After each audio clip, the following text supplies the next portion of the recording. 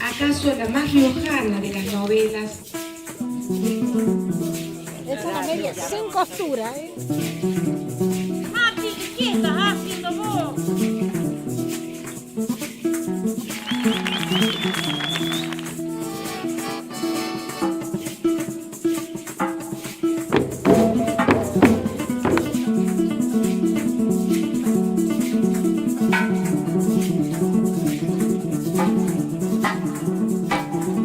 El ondulatorio es un milagro, se puede decir así. Es una idea un poco loca que parte de la novela de Daniel Moyano, Tres golpes de timbal, un autor al que admiro mucho y muchos riojanos admiramos, que consideramos riojano a pesar de que no nació en estas tierras, pero donde la mayor parte de su obra transcurre, ¿no?, en La Rioja. El ondulatorio es un doble homenaje. Es, por un lado, un homenaje al pueblo de Jahue, que tiene una historia riquísima y está un poco como olvidado. Es un pueblo que está detrás de la montaña, más cerca de Chile que de La Rioja, y que solamente quedan actualmente menos de 200 habitantes. No sé si llegan a 100, porque te puedo asegurar que vos cuando caminas por ahí no se ve casi a nadie. Y gente que se siente sola, olvidada, que necesita muchas cosas. Y la novela de Daniel Moyano habla justamente de un pueblo que está por desaparecer. Entonces, para salvarse del olvido, uno de los personajes más importantes, que es Fábulo Vega, designa a un joven del pueblo para que ponga en palabras escritas la historia del pueblo. Entonces él le quita la memoria a ese joven y le cuenta las historias a través de títeres, ¿no? Hace un títere por cada personaje del pueblo. Es un personaje que llega de las Salinas, que llega allá de la zona del límite con Córdoba. Tiene mucho que ver con la forma de hablar, con la tonada, esa forma ondulatoria, como hablamos un poco los riojanos también, pero sobre todo la gente que viene de ahí, de esa zona.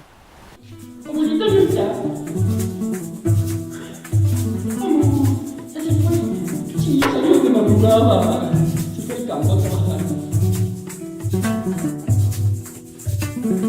Entonces se nos ocurrió que como el pueblo de Jahue tiene una historia detrás de arte que tiene que ver con la historia de Juan Miranda y su circo, que llegó en la década del 30 y llegó de Chile cruzando la cordillera con un circo y andaba por toda la región hasta que decide quedarse en Jahue por una historia muy linda que sucedió con la Virgen de Andacollo.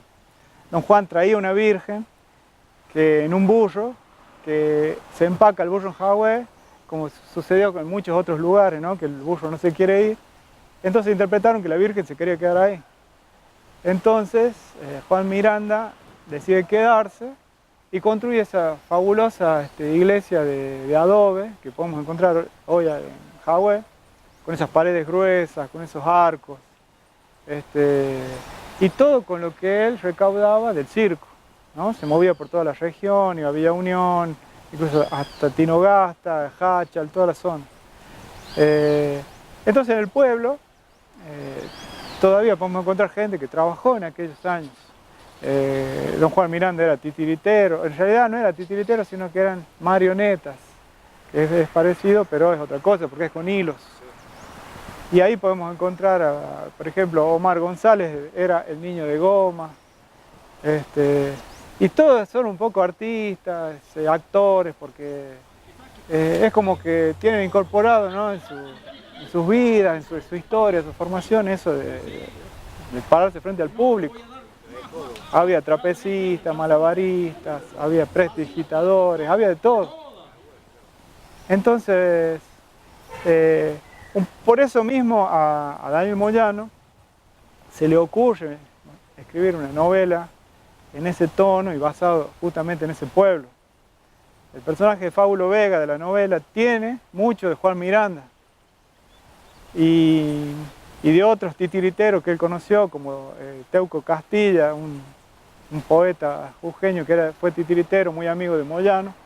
Bueno, con todo ese mundo él construyó una novela que habla justamente esto del olvido, habla de las relaciones de poder, y Moyano lo divide por sectores, ¿no? Lo describe como es Jahue, con una calle larga, donde hay un sector que son los músicos, en otro están los enlazadores y en otro están los astrónomos muleros. Entonces nosotros, como homenaje a la novela, decidimos llamar Encuentro de Artistas, enlazadores y astrónomos muleros. Y un poco fuimos enlazadores. Enlazadores porque este encuentro fue enlazar gente de todos lados. Vino gente de muchos lugares. El milagro que te decía al principio tiene que ver con que la gente haya venido de tan lejos, sorteando las dificultades económicas, las dificultades geográficas, de todo tipo, para compartir unos días donde no había mucha más información que la de un encuentro de enlazadores, artistas y astrónomos muleros, porque no había una grilla, simplemente era compartir y homenajear a Moyano y su novela y al pueblo. Y llegó gente de todos lados. Soy Luis Micheli, vengo de Córdoba, de Río Ceballos. Mi nombre es Néstor Vildosa, estoy acá haciendo una escultura. Estamos en el ondulatorio. O sea, minas altas. O sea, Jahue. Hay una frase de la novela que la tomamos un poco como síntesis de lo que fue el encuentro, ¿no? Que dice, sentirse era más fuerte que saberse. Y un poco eso lo tomamos inmediatamente porque fue lo que sentimos, ¿no? Fueron días donde nosotros compartimos junto con la gente del pueblo, de igual a igual, donde cada uno dejó lo que era, digamos, en la puerta, afuera, y simplemente nos dedicamos a sentir, a compartir. Entonces no había diferencia entre un poblador y un músico, a lo mejor que la semana siguiente tocaba en Cosquín y estaba ahí tomando mate con la gente y compartiendo. Uno de los objetivos que nos habíamos propuesto con el encuentro era que los verdaderos protagonistas tenían que ser la gente de Jahue. Entonces ellos se prepararon durante mucho tiempo, bueno, porque esto fue un trabajo, ¿no?, de meses, casi un año que estuvimos detrás de la organización del encuentro. Ellos prepararon 2 obras de teatro muy lindas, prepararon talleres con todos sus saberes, o sea, ellos mostraron a la gente que venían qué saben hacer, qué tienen ellos para ofrecer. Hubo talleres, por ejemplo, de cerámica, donde hay un joven ahí que se llama Marcos Martínez, que él trabaja con la técnica originaria, es la técnica que utilizaban los antiguos pobladores de la zona, que eso interesa muchísimo. Ellos piensan que quizás esas cosas están por perderse, que no le importa a nadie, y mucha gente viajó de muy lejos para ir a verlo a él, cómo trabajaba, cómo producía, y escuchar hablar sobre su técnica. Marco camina 100 metros hacia el río, toma la greda, lo lleva a su casa, la pisa, la trabaja ahí, realiza sus piezas y en un pozo del fondo de la casa las quema. Y lo que obtiene es similar a lo que nosotros podemos ver en el Museo Incahuasi, por ejemplo. Y él agradecía porque contaba que era una técnica que él no quería hacerla más, o sea, no quería dedicarse más a eso, quería irse a estudiar a otro lugar, de hecho se fue. Pero dice, gracias a ustedes, yo hago que esta técnica no se pierda. Y al contrario, ahora me preparo, trato de enseñarla y de producir. Así que, bueno, eso fue una de las partes más lindas del encuentro, los talleres de la gente.